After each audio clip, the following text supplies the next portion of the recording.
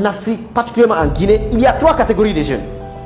Quand il s'agit de la réussite, quand il s'agit du succès, il y a 3 catégories de jeunes. La première catégorie, ce sont des jeunes que j'appelle inconsciemment inconscients. Ce sont des personnes qui se lèvent le matin tous les jours comme si c'était un accident. Ils n'ont aucune orientation, aucun objectif. Ils ne se posent jamais la question de savoir qu'est-ce que je dois faire pour changer ma vie. Il n'y a jamais cette question-là. Ils veulent seulement s'amuser, de 6 à Londres à 6 à Londres, d'amusement en amusement. C'est ça leur ambition. Et malheureusement, ils sont représentés. Il y a beaucoup de jeunes qui se retrouvent là-bas. Les endroits où tu peux les trouver, allez dans les 6 à Londres, ils sont là-bas, pleins tous les jours. Allez-y dans les grains de thé, ils sont là-bas, ils bavarent, ils sont renseignés. Deuxième catégorie, ce sont des personnes, ces jeunes conscients. Ils sont conscients, ils savent que pour changer leur vie, il faut qu'ils travaillent. Mais le problème avec ceci-là, c'est qu'ils attendent que l'environnement change. Ils pensent qu'on ne peut pas réussir en Guinée. Il faut forcément aller aux États-Unis, il faut forcément aller en Europe.